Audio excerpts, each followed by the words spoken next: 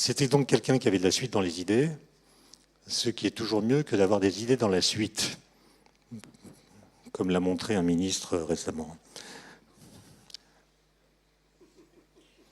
Pourquoi vous riez pas? Je la trouve assez drôle, moi.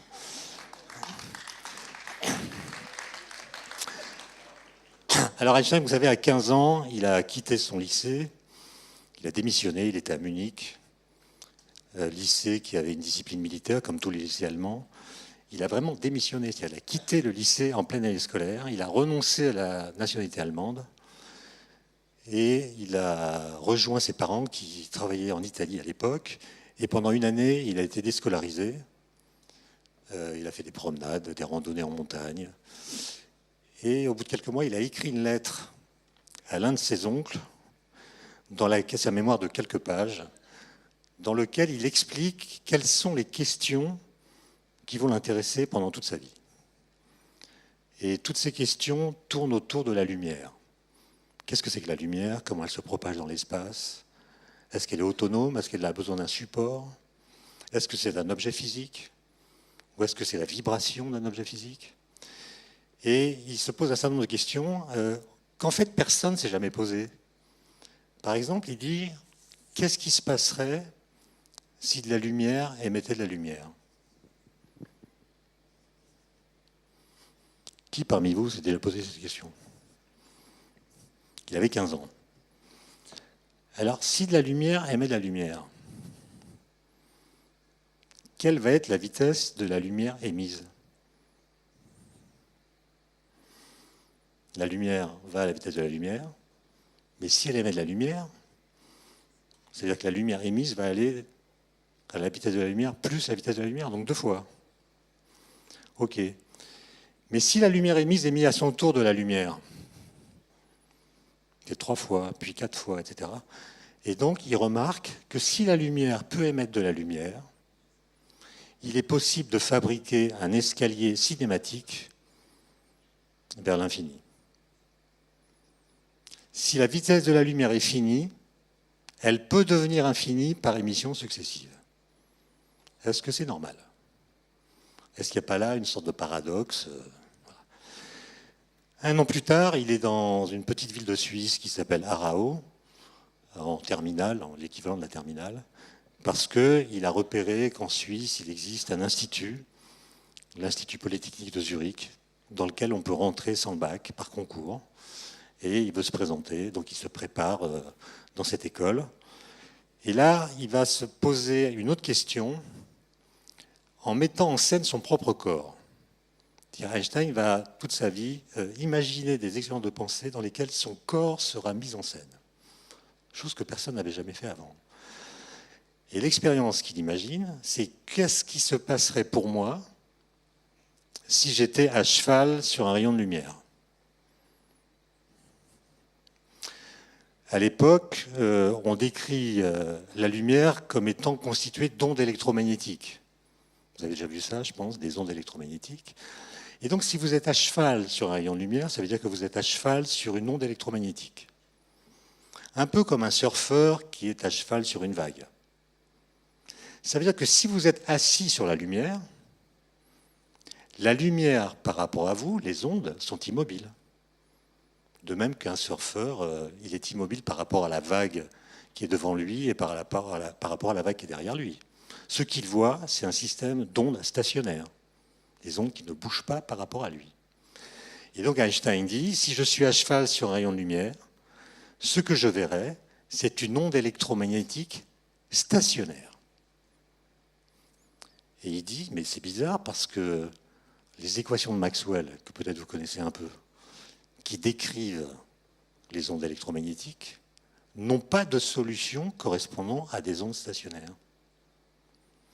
Ça veut dire que si je me mets en imagination dans la situation de quelqu'un qui est assis sur une onde, je vois quelque chose que les équations de l'électromagnétisme ne voient pas, et même interdisent. Qu'est-ce que ça veut dire? Et la réponse à cette question, il va la trouver 10 ans plus tard, en 1905, en élaborant la théorie de la relativité restreinte, qui est la réponse à la question, en fait aux 2 questions qu'il a posées. Premièrement, si la lumière émettait de la lumière, la vitesse de la lumière émise serait égale à la vitesse de la lumière. La vitesse de la lumière est un absolu, c'est-à-dire, quelle que soit la vitesse de la source, et quelle que soit la vitesse de celui qui mesure la vitesse de la lumière, la valeur qu'il trouvera pour la vitesse de la lumière sera toujours la même. Pensez à ça, parce que c'est souvent mal compris, c'est un résultat absolument incroyable. Ça veut dire que, par exemple, si une ampoule électrique arrive vers vous, dans votre direction, à une vitesse qui est presque celle de la lumière, vous allez penser que la vitesse de la lumière que vous allez mesurer, ça sera la vitesse de la lumière émise par l'ampoule plus la vitesse de l'ampoule. Einstein dit non, ça sera la vitesse de la lumière. Vous pouvez vous dire aussi que si vous courez derrière un photon, donc une particule de lumière, le photon va à la vitesse de la lumière, vous courez derrière, vous courez très vite, plus qu'à l'ultra-trail du Mont Blanc, vous allez arriver à une vitesse qui est presque la vitesse de la lumière en courant. Et vous allez vous dire, mais tiens, si je accélère un peu, je vais finir par rattraper la lumière. Réponse d'Einstein, non. Quelle que soit votre vitesse, le photon partira par rapport à vous à une vitesse égale à celle de la lumière. Quant à la question qui se posait à Rao, qu'est-ce que je verrais si j'étais immobile sur une onde électromagnétique? Réponse de 1905, pas la peine d'y penser, expérience impossible. C'est-à-dire que la lumière par rapport à nous a une vitesse qui est toujours la même. Et donc on ne peut pas être immobile par rapport à la lumière. Et ces conclusions, il va les publier le 30 juin 1905 dans un article qui est l'article, disons, fondateur de ce qu'on appelle la théorie de la relativité restreinte. En fait, c'est la théorie de la relativité. On l'appelle restreinte parce qu'elle ne contient pas la gravitation. Et un peu plus tard, il va développer une théorie de la gravitation qui va s'appeler la théorie de la relativité générale. Mais à cette époque-là, ce n'était pas dans ses préoccupations. Alors, ce qui est intéressant, c'est que cette théorie-là reprend le principe de relativité de Galilée. Et Einstein n'a pas inventé la relativité. Le principe de relativité, il est vieux comme le monde, enfin, il a 4 siècles. Que dit le principe de relativité, énoncé par Galilée, un peu copié sur Giordano Bruno? C'est un principe qui dit deux choses. Premièrement, le mouvement est comme rien. Le mouvement est comme rien. C'est-à-dire, quand vous êtes en mouvement, tout se passe pour vous exactement comme si vous n'étiez pas en mouvement. C'est d'ailleurs ce qui permet d'être en mouvement. À condition évidemment que votre mouvement soit rectiligne et uniforme, c'est-à-dire soit lié à ce qu'on appelle un référentiel galiléen. C'est-à-dire que les lois physiques ne changent pas selon que vous êtes immobile ou en déplacement. Okay. Et la deuxième chose qu'il dit, c'est l'immobilité est un mouvement partagé. Moi, je suis immobile par rapport à vous. Mais ça ne veut pas du tout dire que nous soyons immobiles. Je vous rappelle que la Terre tourne autour du Soleil à 29 km par seconde. Donc par rapport au Soleil, on est à toute allure. Et si nous avons l'impression d'être immobiles les uns par rapport aux autres, c'est parce que nous partageons le même référentiel au sein duquel nous sommes immobiles. Et ce principe de relativité, en fait, il a comme conséquence qu'il n'existe pas de référentiel dont on puisse dire qu'il est absolument immobile. Parce que si je dis par exemple que le référentiel dans lequel nous sommes est absolument immobile, en fait, il sera mobile par rapport à un autre qui a le même statut que lui. Donc il n'est pas absolument immobile. Il est décrété immobile de façon arbitraire, mais il a le même statut que tous les autres. Et donc ce que dit simplement la relativité, c'est qu'il y a une démocratie des référentiels, c'est-à-dire que tous les référentiels que vous pouvez imaginer sont équivalents les uns aux autres, au sens où les phénomènes physiques se dérouleront dans les uns et dans les autres exactement de la même façon. Et il va se rendre compte, mais je n'ai pas le temps d'en parler, pendant ses vacances, là, entre juin et septembre, il va se rendre compte que des implications de ce que je viens de dire, c'est E égale mc2. C'est-à-dire que si je suppose que la vitesse de la lumière est un invariant, et la même dans tous les référentiels, alors il doit y avoir une énergie de masse associée à tous les corps, dès lors qu'ils sont massifs. Ils possèdent une énergie énorme du seul fait qu'ils sont massifs. Et c'est dans cette formule, c'est la vitesse de la lumière, qui du coup change de statut. Elle n'a rien à voir là-dedans, ça devient une constante de la physique. Et cette formule est vraie, même s'il n'existe aucune lumière dans le processus par lequel un corps va perdre de l'énergie. Autrement dit, la vitesse de la lumière, cette constante C, change complètement de statut. C'est plus simplement la physique, la vitesse d'un objet particulier qui serait la lumière. C'est une constante beaucoup plus fondamentale qu'on va trouver même dans la structure de l'espace-temps. Mais bon, ça c'est, je pense, des choses que vous connaissez par cœur. Donc, je vais en venir à des choses plus incroyables. Et vous allez voir comment le chemin qui mène de réflexion d'Einstein par le biais d'expériences de pensée à la détection des ondes gravitationnelles est un chemin extrêmement simple, même si les équations qui vont être nécessaires pour arriver au résultat sont très compliquées, mais ça ne sera pas mon sujet. Ce que je veux vous montrer, c'est simplement la qualité du raisonnement qu'Einstein a mené. Et aussi la simplicité des questions. Je ne l'ai pas dit, mais par exemple, dans cet article que vous pouvez lire, hein, c'est un article que vous trouvez sur Internet, il est en allemand, il est traduit dans toutes les langues. Il y a très peu d'équations, où les équations qui sont citées sont mises en annexe. Et vous verrez que les questions qu'il pose sont tellement simples que les membres du référé qui ont examiné son papier, alors qu'il n'avait pas de thèse, qu'il n'avait pas de poste à l'université, ont dû se demander s'il ne se moquait pas d'eux. Par exemple, Einstein dit « Qu'est-ce que je veux dire quand je dis qu'un train arrive à 7 heures à la gare ?» Et il répond. Il dit « Ça veut dire que la petite aiguille de ma montre pointe sur le 7 au moment où le train arrive à quai. » Merci, monsieur Einstein. Vous nous avez appris à lire l'heure, on était au courant, etc. Mais il continue. Il dit, qu'est-ce que ça veut dire? Qu'est-ce que je veux dire quand je dis que le train arrive à 7 heures à la gare de Lyon si je suis à Marseille? Alors là, la réponse est moins simple, parce que je ne suis pas à la gare de Lyon.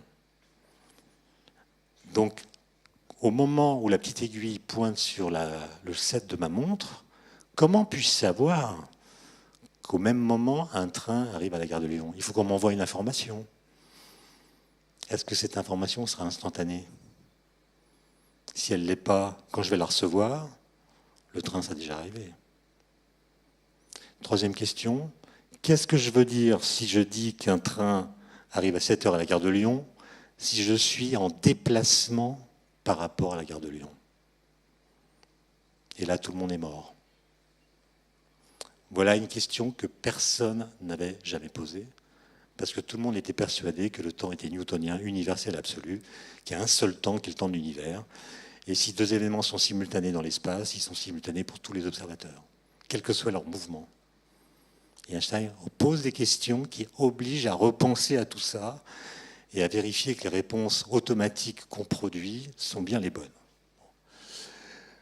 2 ans après, Einstein est toujours à Berne, il est à l'Office fédéral de la propriété intellectuelle, il a un petit salaire, il travaille comme ingénieur, il examine les brevets, il a écrit des lettres pour avoir des postes universitaires, il a toujours été refusé, malgré le fait, et je ne les ai pas détaillés, qu'en 1905, il a écrit 5 papiers absolument géniaux, chacun méritant le prix Nobel. Il aura le prix Nobel pour l'un d'entre eux, dont je n'ai pas parlé, mais malgré ça, il n'a pas de poste à l'université.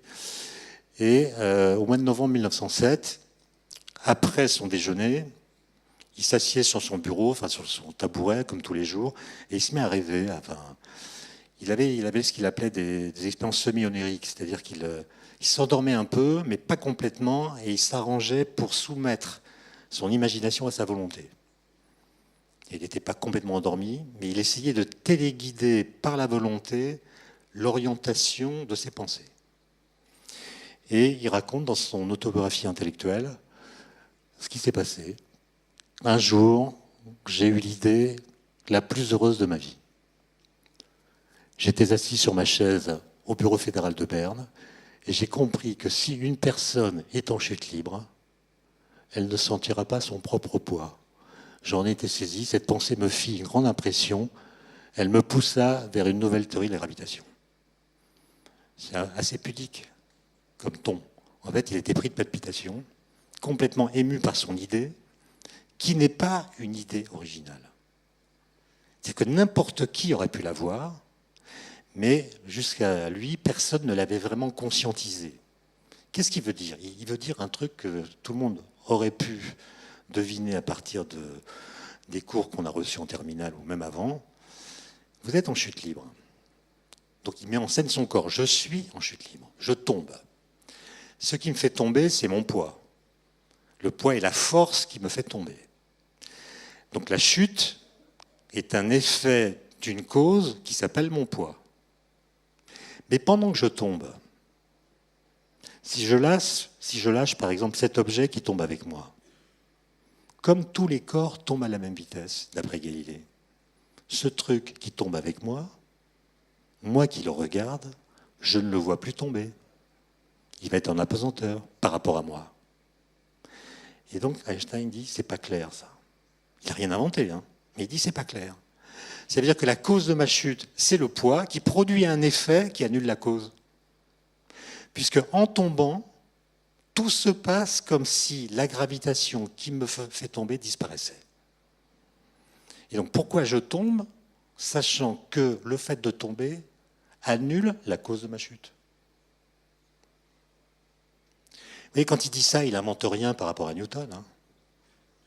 Simplement, il lit les équations de Newton. Et il regarde, en mettant son corps en scène, ce qu'elles induisent dans une situation qu'il n'a pas lui-même éprouvée. Il ne s'est pas jeté du 5e étage.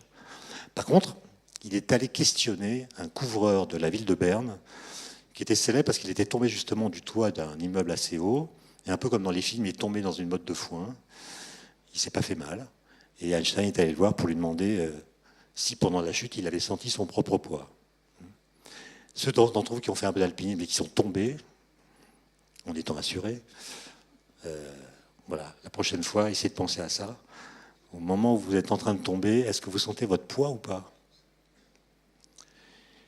Et ça va le mettre sur une idée incroyable qu'il va appeler le principe d'équivalence. Ce qu'il comprend, c'est qu'en fait, il y a une équivalence entre la gravitation et l'accélération. C'est-à-dire, le fait de tomber à cause de la gravitation produit une accélération qui annule la gravité. Mais est-ce que ça ne pourrait pas marcher dans l'autre sens? C'est-à-dire, est-ce qu'une accélération ne pourrait pas mimer la gravitation? Il répond, oui, je postule que oui. Ça veut dire que si vous prenez une cabine complètement hermétique, il n'y a pas de fenêtre, il n'y a pas de hublot qui permettent de voir l'extérieur. Dans cette cabine, vous mettez un physicien. Vous lui donnez des balles, évidemment, il est dans le champ de la gravité terrestre. Et il va voir que les balles tombent d'une certaine façon sur le plancher, comme d'habitude. Et il va se dire, ben voilà, je suis dans un champ de gravitation, comme le champ terrestre, et ça attire les objets vers le centre de la Terre. Et ce que dit Einstein, c'est que si on prenait le même physicien, on le met dans une cabine. Cette cabine, on la met loin de tout objet massif. Et donc, elle est dans une zone de l'espace où il n'y a pas du tout de gravité. Champ gravitationnel strictement nul.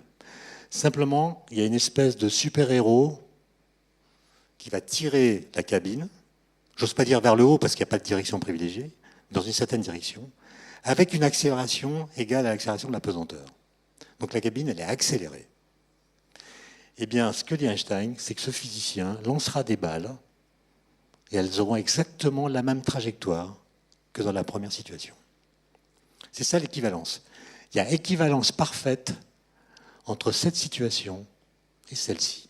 C'est-à-dire qu'une accélération peut mimer, pour un objet qui se déplace, un champ de gravité pour un objet qui est immobile. Et c'est ça l'idée la plus heureuse de sa vie. Et il va mettre 8 ans à la transformer en une nouvelle théorie qui s'appelle la théorie de la relativité générale, qui mathématiquement est très difficile, je ne vous la recommande pas, mais qui s'appuie simplement sur cette idée-là. 2 ans plus tard, 2 ans plus tard, il est à Prague. Enfin, il a eu un poste universitaire. Il est à Prague. Et Prague est une ville qui a été électrifiée assez vite. Il y a même des ascenseurs dans les immeubles. Et il est fasciné par les ascenseurs. Il se promène avec Marie Curie, d'ailleurs, un jour, et il dit à Marie Curie, ils marchent au bord des crevasses, mais lui, il ne les voit pas. Il est complètement habité par la conversation et par les idées qui le traversent. Et il dit à Marie Curie, vous comprenez, Marie, ce que je veux comprendre, c'est ce qui se passe dans un ascenseur. Et là, il a une autre expérience de pensée, il en invente une autre. Voilà, l'expérience est la suivante. Je suis dans un ascenseur.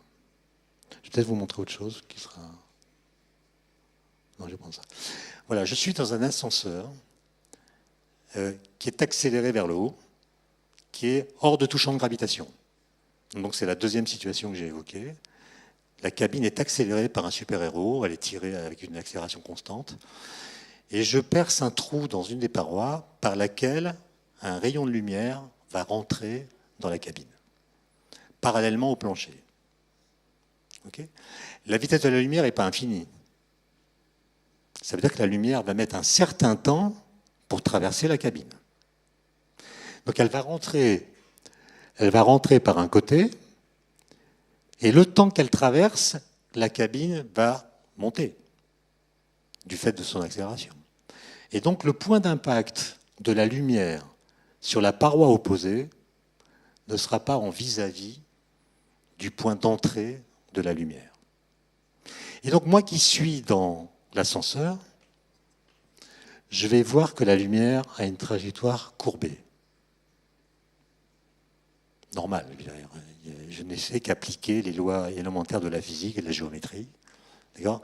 Il n'y a rien de très surprenant là-dedans.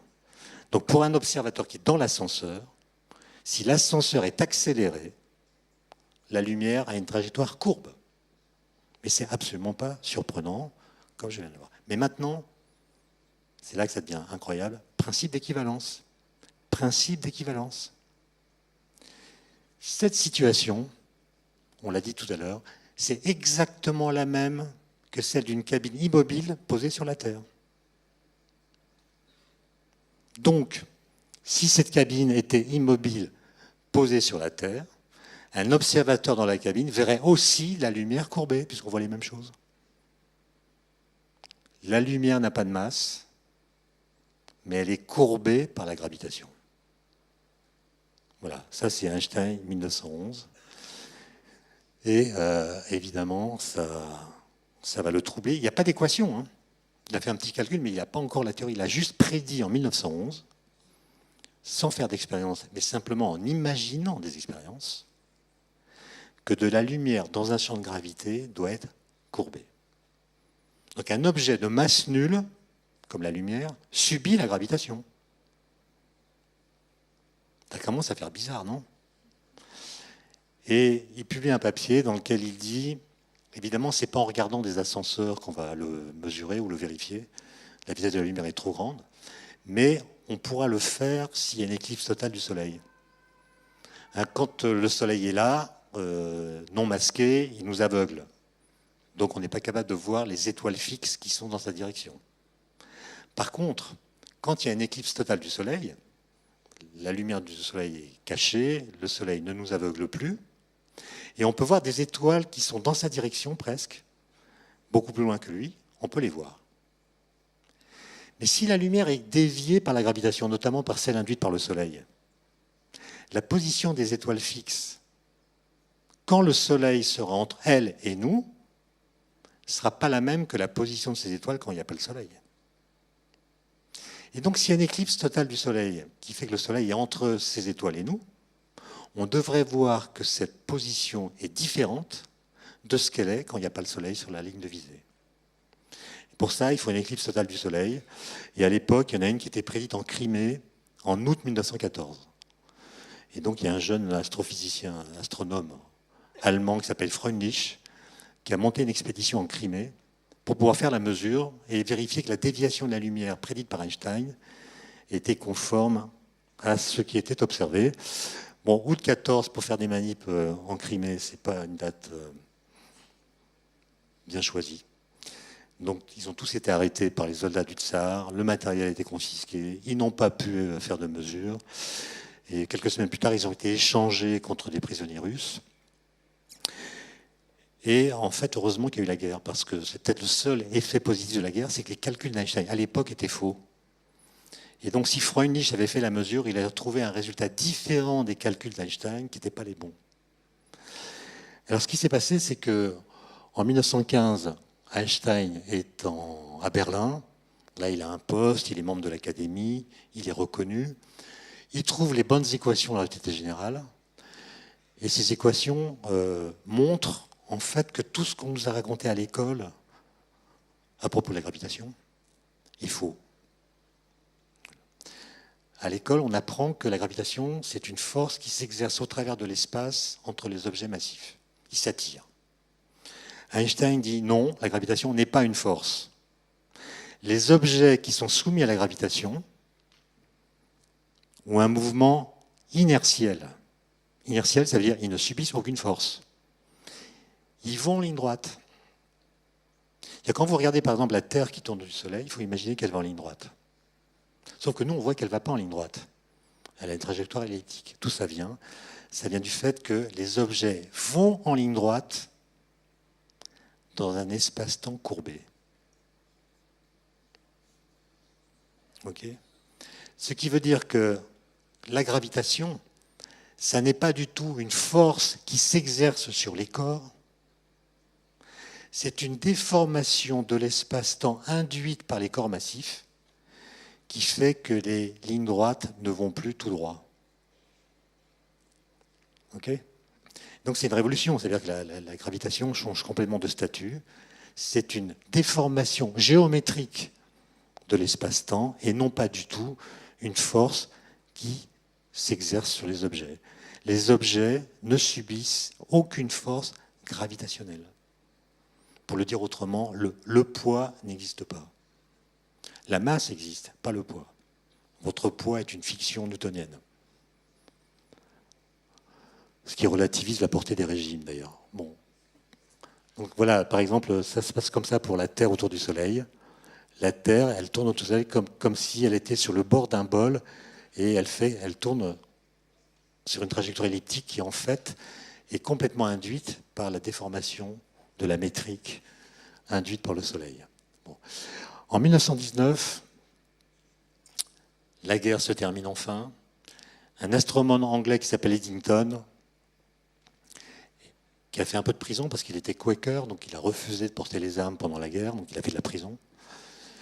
Et aussitôt la fin de la guerre advenue, il a désiré montrer que lui, physicien anglais, allait montrer que les théories d'un Allemand étaient bonnes. Il voulait montrer que la science allait permettre de rompre le nationalisme qu'il appelait la pestilence des pestilences. Donc il voulait montrer que la science était le ressort de l'universel. Et en 1919, il y a eu une éclipse totale du Soleil dans l'hémisphère sud. Et Eddington a monté 2 expéditions à 2 endroits différents. Et pendant l'éclipse totale du Soleil, avec une météo qui n'était pas très bonne, mais miraculeusement, pendant la durée de l'éclipse, qui est de quelques minutes, ça s'est éclairci. Ils ont pu faire des mesures. Et voilà la carte postale que Eddington a envoyée à certains de ses collègues, notamment Einstein. Voilà le Soleil, la lumière qui est déviée par le Soleil, la déflexion qu'ils ont mesurée à partir de ce cliché. Vous voyez, les étoiles fixes sont là, on les voit un peu. Le Soleil est caché. Il a montré que la déflexion était égale à la valeur calculée par Einstein, qui cette fois était la bonne valeur puisqu'il avait écrit sa théorie et donc corrigé les premiers calculs faux de 1912. Ça, c'était donc en 1919. Et ce résultat, je ne sais pas si vous pouvez en avoir conscience, mais ce résultat a fait la une des journaux dans le monde entier. C'était la fin de la guerre, les gens avaient besoin de nouveautés. Et là, on avait un résultat qui montrait que les liens qu'on avait crus définitifs entre l'espace, le temps, la matière, l'énergie, en fait, étaient changés. Ce qui donnait espoir pour construire un monde différent du précédent qui allait amener à la guerre.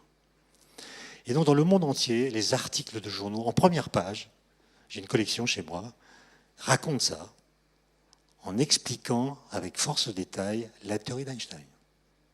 avec beaucoup plus d'efforts que ceux qui ont été accomplis, par exemple, en 2012, quand on a découvert le boson de Higgs au LHC. Il n'y a pas eu beaucoup d'explications dans les journaux.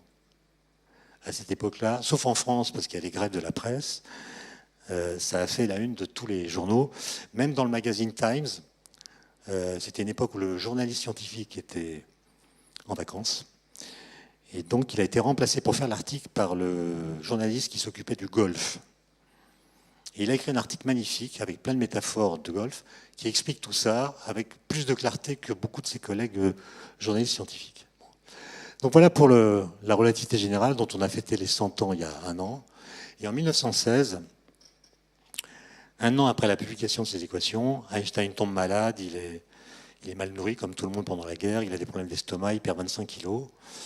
Et il se pose la question, est-ce qu'il ne pourrait pas y avoir des ondes gravitationnelles? Quand vous prenez une charge électrique, vous l'accélérez.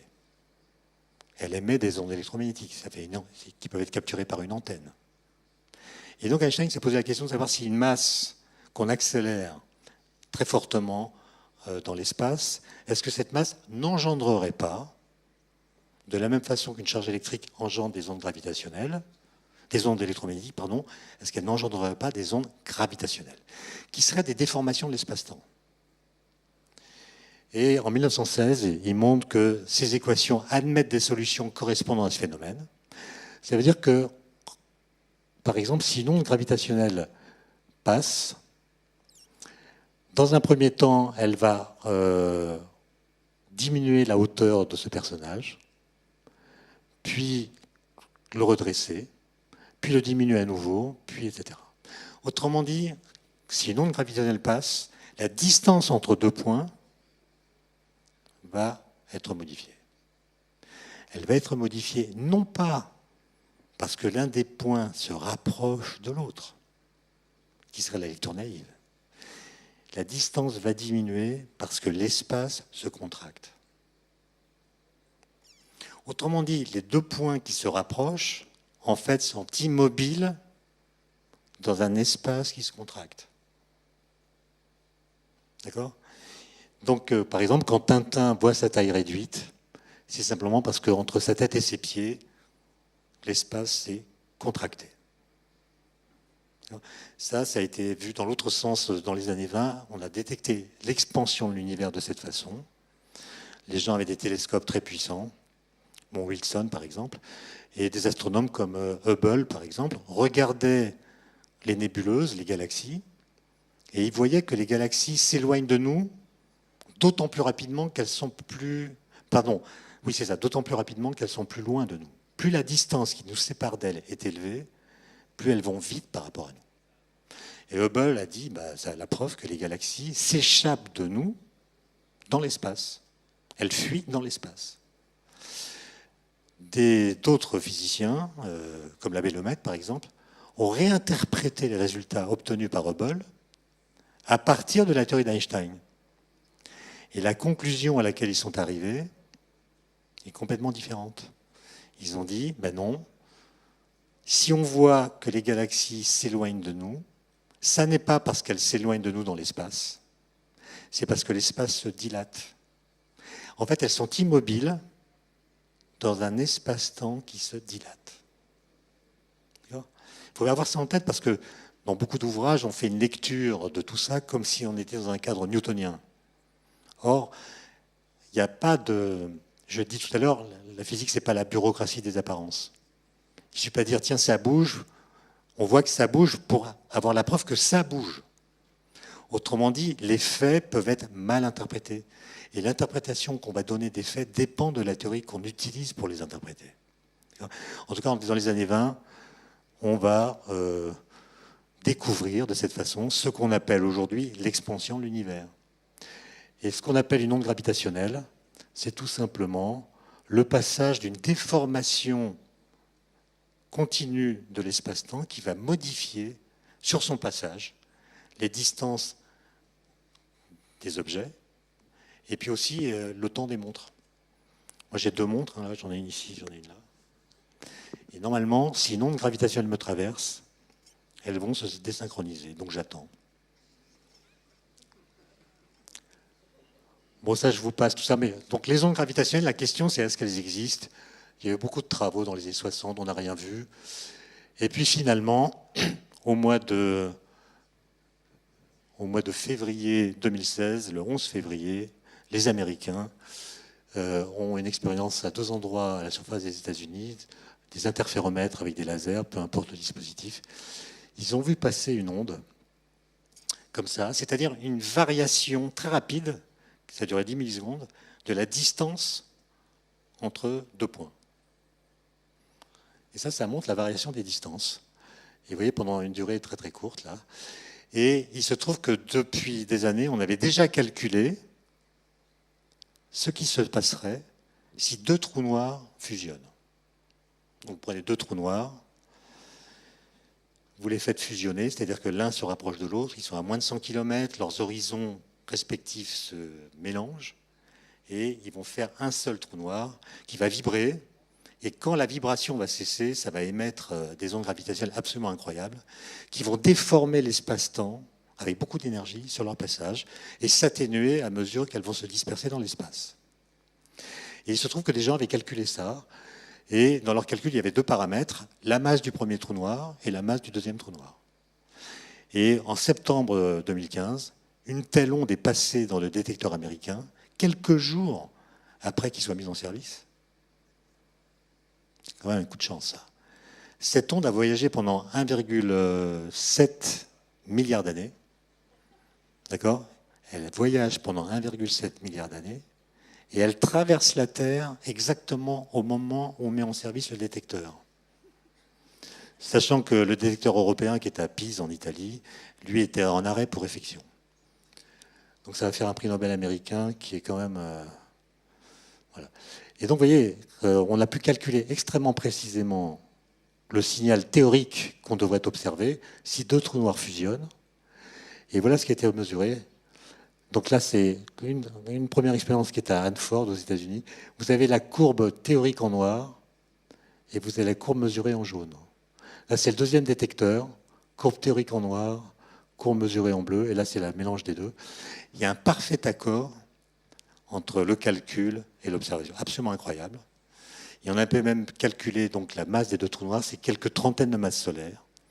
Et on a même pu calculer que le trou noir résultat de la fusion entre les deux, avait 3 masses solaires de moins que la somme des masses des 2 trous noirs initiaux. Autrement dit, dans ce processus, il y a l'équivalent de 3 masses solaires qui sont devenues de l'énergie. Je vous laisse faire le calcul. Vous calculez la masse du Soleil en grammes.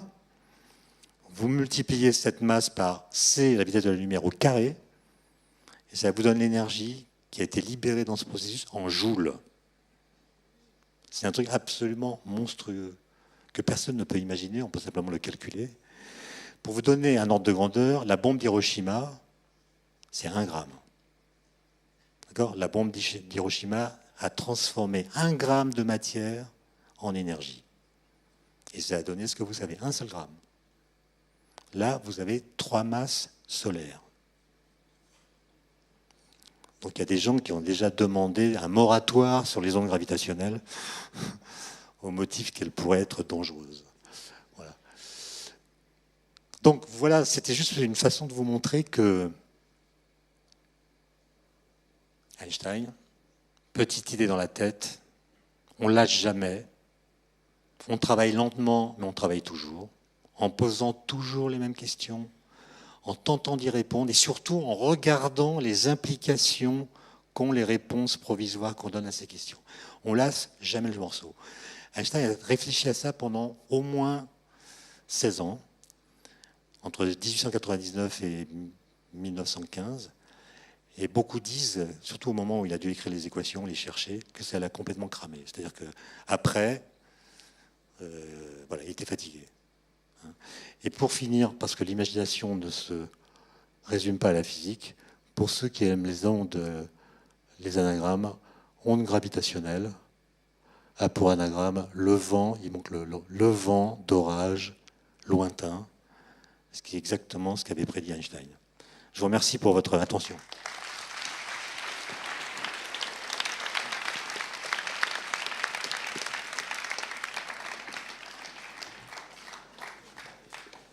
Merci beaucoup, Étienne, de cette brillante présentation et inspirante. Je ne sais pas si les ondes gravitationnelles nous ont traversé la salle, mais il y avait une écoute parfaite.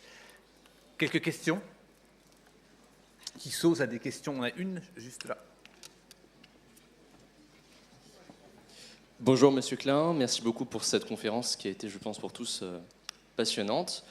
J'aurais une question qui est très très loin de la complexité de ce que vous avez demandé. Vous avez parlé tout à l'heure de l'expérience de pensée, de s'asseoir sur les ondes électromagnétiques que sont la lumière, et vous avez dit que bon, ce n'était pas possible et que peu importe l'image de pensée, la lumière irait toujours à la vitesse de la lumière, peu importe sa propre vitesse. Je crois me souvenir de mes cours de lycée qu'on mesure justement la vitesse à laquelle se déplace une étoile par rapport à nous, à la différence de longueur d'onde perçue induite par la vitesse, la différence de vitesse entre nous deux. Et je me suis demandé, pendant que vous parliez, est-ce que si cette étoile allait par exemple jusqu'à la vitesse de la lumière par rapport à nous, qu'en serait-il de sa longueur d'onde?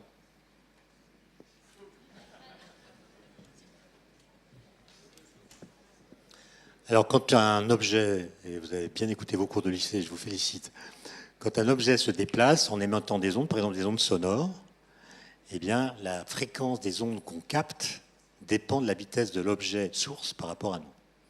Pour les ondes sonores, vous avez remarqué qu'une ambulance, quand elle passe devant vous, n'émet pas le même son selon qu'elle vient vers vous ou selon qu'elle s'éloigne de vous. C'est la même chose pour les étoiles, c'est ce qu'on appelle l'effet Doppler. D'accord ? Et donc, si une étoile s'éloigne de nous avec une très grande vitesse, son décalage spectral, donc sa variation de fréquence, va être d'autant plus grand, mais cet objet ne pourra jamais aller aussi vite que la lumière et de toute façon ne pourra pas dépasser la vitesse de la lumière. D'accord ? Donc la fréquence va devenir de plus en plus faible sans jamais s'annuler. Merci beaucoup. Ne croyez pas que... Parce qu'on dit rien ne peut aller plus vite que la lumière, en fait, c'est pas tout à fait vrai. Il y a des tas de choses qui vont plus vite que la lumière. Ce que la relativité interdit, en fait, ce qu'elle fait, c'est qu'elle impose qu'il y ait une vitesse limite, une vitesse qu'on ne peut pas dépasser quand on a une particule ou quand on veut échanger de l'information. Mais il y a des tas de phénomènes qui vont plus vite que la lumière. Par exemple, si vous prenez une paire de ciseaux pour couper du papier, évidemment, la vitesse à laquelle le papier va se couper dépend de la vitesse à laquelle le croisement entre ces deux lames va se propager dans l'espace. Ben, faites le calcul, vous pouvez avoir une paire de ciseaux dont aucune des lames ne va plus vite que la lumière, mais dont le point d'intersection a une vitesse supérieure à la vitesse de la lumière. Autrement dit, vous pouvez couper du papier plus vite que la lumière. Mais ça ne viole pas la relativité parce que ce qui se déplace, c'est un point qui n'est pas matériel. C'est l'intersection entre deux droites qui se déplace. Et il n'y a pas propagation d'un signal au sein du papier. Chaque atome, chaque molécule de papier est coupée tour à tour. C'est la même cause qui, localement, va produire le même effet. Bon, je vois que vous ne me croyez pas, alors je vais prendre un autre exemple. Imaginez un phare au bord de la mer qui tourne. Autour du phare, vous mettez un écran cylindrique dont le phare occupe le centre. Donc la lumière va tourner, va se déposer sur l'écran, et cette lumière qui se dépose sur l'écran va tourner puisque le phare lui-même tourne. Et vos souvenirs vous permettent de savoir que la vitesse à laquelle va se déplacer l'impact de la lumière sur l'écran, c'est le produit du rayon de l'écran R par la vitesse angulaire, oméga. R oméga. Okay ? Et bien si R est très grand et si oméga est très grand, il n'y a pas de limite, ce point d'impact de la lumière sur l'écran peut aller plus vite que la lumière. Ça a déjà été fait avec des lasers, des miroirs. Donc vous avez de la lumière, en apparence, le dépôt de la lumière qui va plus vite que la lumière. Mais ça ne viole pas la relativité, puisque c'est pas la lumière qui se déplace, c'est la même cause, à savoir l'émission de lumière par le phare, qui va produire des effets successifs dans l'espace qui, eux, vont apparaître à une vitesse plus grande que c. Vous pouvez faire ça avec vos guirlandes de Noël, par exemple. Vous pouvez avoir une guirlande telle que le temps que met la lumière pour allumer une première ampoule, puis une ampoule derrière, soit plus court que le temps que met la lumière pour aller de l'une à l'autre. Vous convoquez les voisins et vous leur dites, voilà, j'ai une guirlande supra-relativiste. De toute façon, c'est pas la peine de beaucoup travailler, puisqu'en fait, ça se voit pas. Donc, la différence se voit pas. Mais en principe, on peut faire ça. Donc, Donc vous voyez, il faut être prudent dans la façon de raconter la relativité. Elle ne dit pas que rien ne va plus vite que la lumière. Elle dit que certaines choses sont limitées par cette vitesse, ce qui ne veut pas dire qu'on ne puisse pas faire des phénomènes qui semblent violer cette loi. Est-ce qu'il y a d'autres tentatives de questions? Non, mais n'hésitez pas, la physique, c'est justement, il n'y a pas de question bête, puisque c'est toujours surprenant, la physique. C'est pas comme l'économie, qui est une science intelligente. Moi, je n'oserais jamais poser des questions en économie, par exemple. Oui, j'ai une question à votre gauche. Quelles sont les applications opérationnelles de toutes ces théories aujourd'hui? Lesquelles? La relativité restreinte, par exemple, la relativité générale. Bon, déjà, une théorie, elle n'est pas simplement... Einstein, il ne se souciait pas des applications, même s'il a déposé beaucoup de brevets sur toutes sortes de questions. Mais il se trouve que la relativité restreinte, d'abord, c'est la bonne théorie de l'espace et du temps. Voilà. Donc même s'il n'y avait pas d'application, c'est la bonne théorie, quoi. Si vous voulez penser l'espace et le temps, bah, c'est par la relativité restreinte que vous pouvez le faire, et non pas par un autre système. Et donc sa première utilité, c'est de nous proposer ce qu'on pourrait appeler des découvertes philosophiques négatives. C'est-à-dire que cette théorie qui fonctionne, qui n'a jamais été démentie depuis plus d'un siècle, vient éclairer, voire contraindre les réponses philosophiques qu'on peut apporter à des questions philosophiques. Par exemple, si vous vous intéressez à Kant, ou à Husserl, ou à Heidegger, ou à Saint-Augustin, c'est intéressant, c'est des systèmes sur le temps qui sont parfaits, mais la question advient de savoir ce qu'ils disent. Est-ce que c'est compatible avec ce que dit la relativité, ou est-ce que ça n'a rien à voir? Voilà, donc ça c'est la première application. Ensuite, il y a des applications pratiques, le laser, la relativité générale, qui sert à faire de la cosmologie, là. C'est quand même une théorie qui a permis de considérer que l'univers était un objet physique. Avant, on pensait que l'univers, c'est une espèce d'enveloppe vague qui contient des entités physiques, des étoiles, des galaxies. Mais la relativité générale est une théorie qui permet de penser l'univers comme un objet. Vous avez entendu parler du Big Bang. Ben, le Big Bang, il est décrit par la relativité générale. L'univers est un objet qui a des propriétés physiques bien à lui, qui ne viennent pas des propriétés des objets qu'il contient. Par exemple, la courbure généralisée de l'espace-temps, c'est une propriété de l'univers. Ce n'est pas une propriété de quelque chose dans l'univers. Et donc, ça a permis de fonder la cosmologie. Et ceux d'entre vous qui ont des GPS, à savoir vous tous, ne savent peut-être pas que la précision du GPS vient de ça.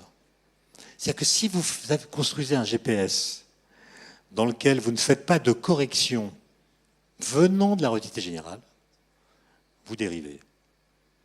Et on vous envoie à Pétaouchnok, alors que... Et ça tient à un effet de relativité pure, c'est que pour le système GPS, il y a plusieurs satellites à des altitudes différentes. Ces satellites ont des horloges atomiques qui, étant à des altitudes différentes, voient un champ de gravité différent. Comme les horloges ont des rythmes qui dépendent du champ de gravité, si on ne tient pas compte de ces petites variations, on perd la précision des GPS. Donc le GPS est une application, si vous voulez, indirecte de la relativité générale. Et la détection des ondes gravitationnelles, alors elle, vous avez peut-être lu la presse, c'est une nouvelle astronomie. C'est-à-dire ce qu'on a vécu là, et je pèse mes mots, hein, c'est vraiment une révolution dans l'histoire de la science. Pour une raison simple. Dans beaucoup d'articles, on a dit que c'est la même chose que Galilée. C'est aussi fort que Galilée. Sauf que Galilée, il a observé le ciel à partir d'une lunette dont le pouvoir grossissant était de 7, mais il a observé le ciel à partir d'une source qui était la même qu'avant, la lumière. Avant, on regardait à l'œil nu, lui, il a pris une lunette, mais c'est toujours le même messager qui renseigne sur la structure du ciel. Donc il a mieux vu ce qu'on pouvait déjà voir. Alors que les ondes gravitationnelles, c'est une nouvelle source d'information du cosmos. Ce que je n'ai pas dit, mais que peut-être vous avez lu, c'est que les ondes gravitationnelles, lorsqu'elles se propagent, ne sont pas modifiées par la matière qu'elles traversent. Alors que la lumière, si, la lumière, quand elle bute sur une planète, elle s'arrête. Elle est diffractée, etc. Donc, quand vous recevez de la lumière, elle a perdu de l'information par rapport à la source qu'il a émise. Elle a subi tellement de changements dans son trajet qu'elle a perdu toute information sur sa source. Alors que les ondes gravitationnelles, elles gardent la signature parfaite de la source qui les a émises. C'est pour ça qu'on a pu dire, après les avoir détectées, non mais je ne sais pas si vous vous rendez compte, on a pu dire, elles ont été émises par 2 trous noirs de 28 et 32 masses solaires qui ont fusionné il y a 1,7 milliard d'années. On sait tout sur la source. D'ailleurs, c'est assez ironique parce que Einstein croyait aux ondes gravitationnelles, mais il était persuadé qu'on ne pourrait jamais les détecter.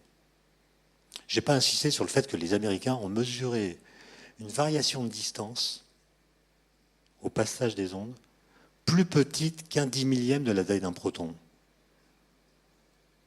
Comment vous faites pour mesurer une variation de distance plus faible qu'un 10 millième de la taille d'une particule élémentaire? Je vous laisse réfléchir là-dessus. Donc Einstein, s'il était revenu en 2016, aurait été stupéfait de voir qu'on avait pu démontrer leur existence. Mais il y a un autre truc qu'il aurait vraiment laissé par terre, c'est qu'Einstein ne croyait pas aux trous noirs. Bien que les trous noirs soient des solutions de ces équations. Il ne croyait pas aux trous noirs. Et même avant cet événement, il y a encore des astrophysiciens qui n'y croyaient pas. Et surtout, il y en a beaucoup qui ne pensaient pas que les trous noirs pouvaient fusionner. Un trou noir, il se trouve toujours au centre d'une galaxie. Pour qu'il y ait 2 trous noirs proches, il faut qu'il y ait 2 galaxies qui fusionnent, ça fait le ménage. Et il y a 2 trous noirs qui se retrouvent à 100 km l'un de l'autre. Personne n'a jamais pensé qu'un tel processus était possible. Et l'ironie de l'histoire, c'est que grâce à des objets auxquels Einstein ne croyait pas, les trous noirs, on a pu démontrer l'existence des ondes gravitationnelles auxquelles il croyait, mais dont il pensait qu'on ne pourrait pas les détecter. Moi, ça me suffit comme application. Et maintenant, je ne l'ai pas dit, mais on va développer une astronomie gravitationnelle. Ça, vous allez vivre ça, c'est une révolution. C'est-à-dire que maintenant qu'on sait qu'elles existent, on envoie des satellites. Il y a même un projet qui s'appelle LISA, avec 3 satellites qui seront distants d'1 million de kilomètres. D'accord, 3 points, ils font un triangle. Et quand une onde gravitationnelle va passer au travers de ce triangle, ça va faire bouger les distances séparant ces satellites. Et on pourra détecter, on pourra même voir des objets qu'on n'a jamais vus. C'est-à-dire qu'on peut voir des objets qui n'émettent pas de lumière, comme les trous noirs. Là, on peut dire qu'on a vu les trous noirs. Et je peux vous dire que, enfin ça c'est un truc qu'on n'a pas trop le droit de dire, mais les Américains ont vu d'autres événements, les Européens sont en train d'en voir aussi. On va peupler l'univers d'objets dont vous n'avez jamais entendu parler. C'est aussi fort qu'une campagne présidentielle.